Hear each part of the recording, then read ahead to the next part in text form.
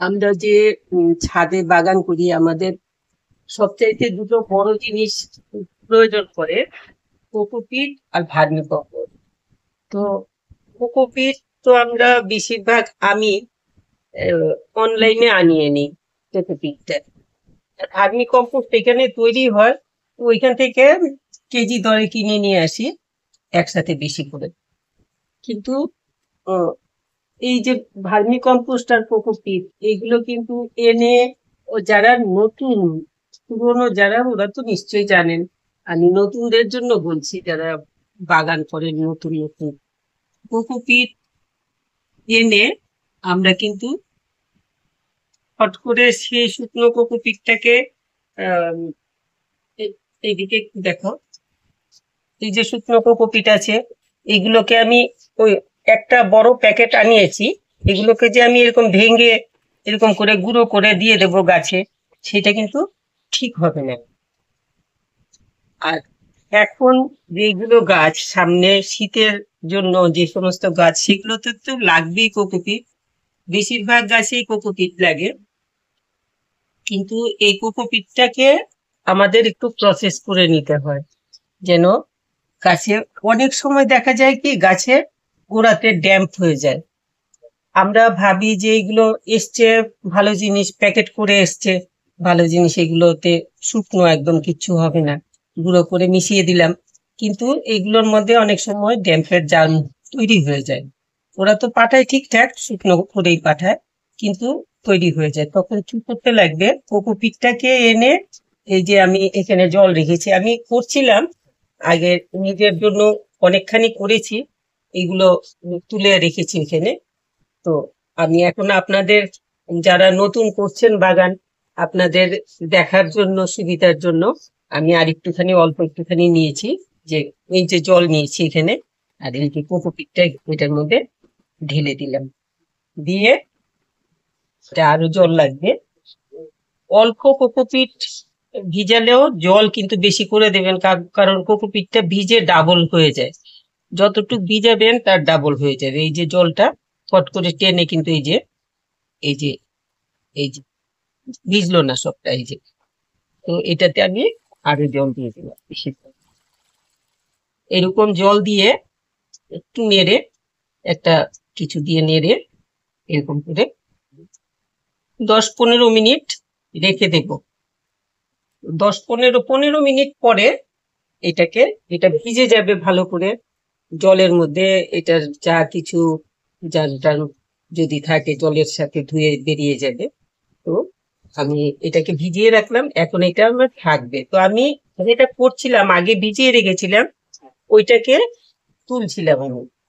আমি একটু দেখাই, এরকম করে এইগুলোকে আমি এই- এরকম করে, এরকম করে তুলতে লাগবে। আচ্ছা, না না, এইরকম করে আমি করি। আমার আহ, এইগুলো ছাকার জন্য তো মেয়ে আমাকে কিনে দিয়েছে ছাঁকনি, কিন্তু ছাঁকনি দিয়ে এতটা ভালো হয় না, ওই যে আবার এরকম করে চাপতে লাগে, তাও জল এই যে থেকে যায়। তো এই জন্য আমি ছাঁকনিটা দিয়ে করি না। আপনারা যদি মনে করেন এরকম করে প্রথম দিকে কিছুটা এরকম করে করে নেওয়া যায়, কিন্তু এই তোলার পরে আবার সেই মুখ করে এটাকে চিপে জলটা ছাড়িয়ে নিতে লাগবে, নইলে কয়দিন লেগে যাবে এগুলো শুকাতে। এই একটা সুবিধা হয় যে এরকম করে তুলে নিলে হাত দিয়ে টেনে তুলতে হয় না। তো আমি এরকম করে, এইরকম করে করে নিতে পারি। আর যেগুলো, ওইগুলো যেমন ভিজিয়েছি এখন, ওই এইটাতে এখন শেষটাতে জল বেশি, আর কোকোপিট কম, এই জন্য এটা এরকম করে তোলা যাচ্ছে। কিন্তু ওইটাতে কিন্তু এরকম ভাবে এক্ষুনি তোলা যাবে না, উপর থেকে কিছুটা হাতে তুলে জল কমিয়ে, জল বলছি, হাতে তুলে কিছু কোকোপিট কমে গেলে তখন এরকম করে ছেঁকে তুলে আবার একটুখানি চিপে নিতে লাগে। তো এরকম করে এইগুলোকে ভালো করে, এই যে অনেকটা ঝুরঝুরে হয়ে গেছে, এখন এগুলোকে কিন্তু ভালো করে রোদে শুকিয়ে নিতে লাগবে, নইলে আবার ড্যাম্প হয়ে যাবে। তো আমি একসাথে বেশি করে নিয়েছি। এখন তো সামনে অনেক গাছ লাগাতে লাগবে। তারপর কিছু গাছ আছে যেগুলোতে নাকি কোকোপিট, একটু ভার্মি কম্পোস্ট এই সমস্ত মিশিয়ে তারপরে গাছের গোড়ায় একটু সার দিতে লাগে ফল গাছগুলোতে। এইসবের জন্য একটু বেশি করেই লাগবে। তো এই জন্য আমি এটা নিয়েছি। এখন এখন তো বৃষ্টির দিন, আমি যে ছাদে ছড়িয়ে দেব কোনো ভরসা নেই, কখন মেঘ করবে কখন বৃষ্টি হবে। তো এইগুলোকে সবটা করা। হ্যাঁ,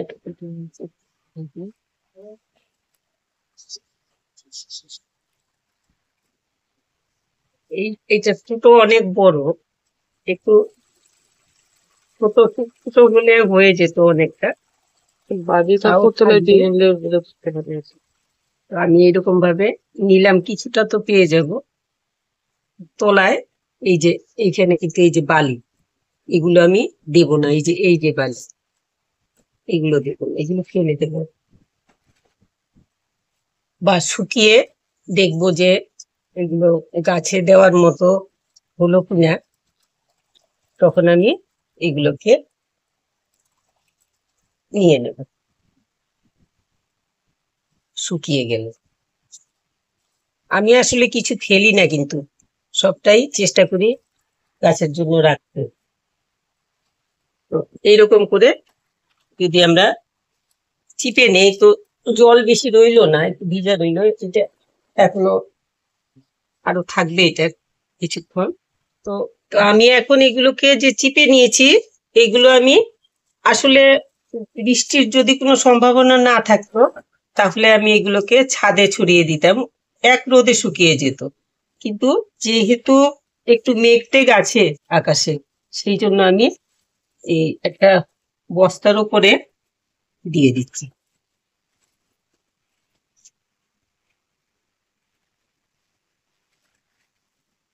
ভালো করে শুকিয়ে, আজকে যদি না শুকোয় তো কালকে আরেকবার রোদে দিয়ে ভালো করে এগুলোকে শুকিয়ে নিতে লাগবে।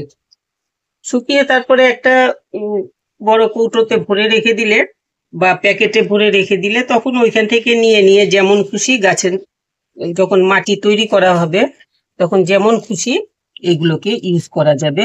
তখন আর গাছে যে ড্যাম্প ট্যাম্প হয়ে যায় ওই ভয়টা থাকবে না। হয়ে যায় অনেক সময় গাছের গোড়ায় দেখা যায় ছোট চারা লাগিয়েছি, নতুন করে কত যত্ন টত্ন করে লাগানো হয়েছে, সেই চারাতে এরকম ড্যাম্প হয়ে যায়। ড্যাম্প হয়ে চারার গোড়াটা পচিয়ে দেয় যদি, তাহলে পরে গাছটা মরে যায়। এরকম করে এটাতে জায়গা হলো না সবটা, তো আমি আরেকটাতে আবার দিয়ে দেবো। এইটা এখন রোদে ভালো করে একদম ঝরঝরে হয়ে শুকিয়ে গেলে তারপরে আমি এটাকে তুলে রাখবো ইয়ের জন্য, গাছে মাটি তৈরি করব যখন, তখন এগুলোকে ইউজ করব। এখন আমি বলছি, এই গেল আমার কোকোপিট। এখন আমি বলছি ভার্মি কম্পোস্টের কথা। এগুলো হলো ভার্মি কম্পোস্ট। এই যে দোকান থেকে ভার্মি কম্পোস্ট আনা হয়েছে, তো আমি বেশিরভাগ ভার্মি কম্পোস্টটা কৌটোতে ঢেলে রেখেছি বা ড্রামে ঢেলে রাখি। অনেক সময় ড্রাম আছে একটা ছোট, ওইটাতে ঢেলে রাখি। তো এইটার থেকে আমি ইউজ করব না, কারণ এটা আমার ভালো করে রোদে দেওয়া হয়নি। আর এই ভার্মি কম্পোস্ট গুলো দুটো প্যাকেটে রেখেছি, একটা এই ছাদের গাছে দেওয়ার জন্য, আর একটা ওপরের ছাদে নিয়ে গাছে দেওয়ার জন্য, গাছের যে মাটি তৈরি করব তখন দেব। তো এইগুলো ভালো করে একটু রোদ লাগিয়ে তারপরে আমি গাছে দেব। কেন, ওই যে বললাম যে অনেক সময় এগুলোর মধ্যে ড্যাম্প হয়ে যায়, এগুলোর থেকে আমরা বুঝতে পারি না, ভাবি ভালো করে লাগালাম, চারাগুলো সুন্দর করে চারা করলাম, অথচ আমার গাছটাতে এরকম ড্যাম্প হয়ে গেল। তো আমি এই জন্য কিছু কিছু করে ভার্মি কম্পোস্ট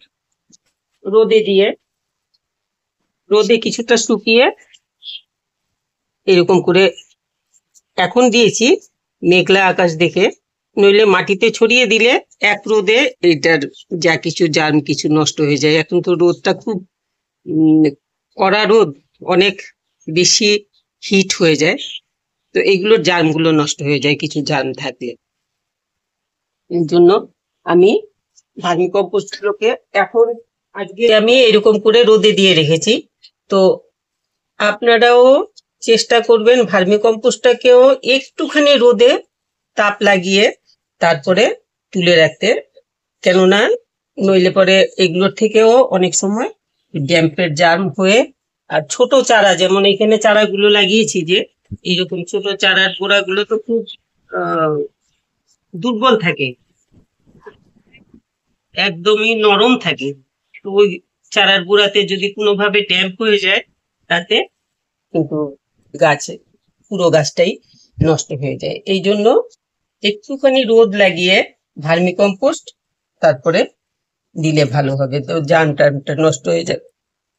এই ছিল আজকে, যারা নাকি নতুন বাগান করছেন, জানেন না নিশ্চয়ই, ভার্মি কম্পোস্ট দোকান থেকে এনে তো মিশিয়ে ফেলেন হয়তো মাটিতে, ওদের জন্য আমি বলছি বিশেষ করে ভার্মি কম্পোস্টটাও এরকম রোদে একটুখানি রোদ দিয়ে, আর কোকোপিটটাকে এরকম ধুয়ে ভালো করে শুকিয়ে তারপরে ইউজ করবেন। তো এগুলো এনে এখন কোকোপিট ধুয়ে রেডি করে শুকিয়ে একদম রেডি করে কোটো ভরে রেখে দেবেন। তারপর ভার্মি কম্পোস্টটাও এনে একটুখানি রোদ লাগিয়ে রাখবেন, তাতে গাছ আপনার একটাও নষ্ট হবে না। তো এই ছিল আজকের ভিডিওর যা বলতে চেয়েছিলাম আমি। আপনাদের যদি কোনো কাজে লাগে তাহলে আমার খুব ভালো লাগবে। সবাই খুব ভালো থাকবেন, আপনাদের গাছগুলো যা লাগাবেন ভালো হোক, এটা চাই আমি। আমি তো চেষ্টা করি যেমন ভাবে সবকিছু, শুধুমাত্র তো আমি গোবর সার, ভার্মি কম্পোস্ট, কোকোপিট আর বাড়িতে তৈরি যে কিছু সার, পাতা সার, কিচেন কম্পোস্ট, এই সমস্ত দিয়েই আমি গাছগুলো করি। তো সবাইকে এই জন্য আমি আমার যতটুক গাছ করে যতটুকু আমার এক্সপিরিয়েন্স হয়েছে সেইটুকু আমি সবার সাথে ভাগ করে নিতে চাই। যারা এরকম ভাবে করতে চান এইভাবে করতে পারবে। আর বিশেষ করে কোকোপিটটাকে ধুয়ে নেবেন, ধুয়ে না নিলে কিন্তু কোকোপিটের থেকে অনেক রকম ড্যাম্প তৈরি হয়ে যায়। সবাই খুব ভালো থাকবেন, ভালো লাগলে একটু লাইক শেয়ার করবেন, একটু সাবস্ক্রাইব করবেন আর কমেন্ট করবেন। সবাই খুব ভালো থাকবে।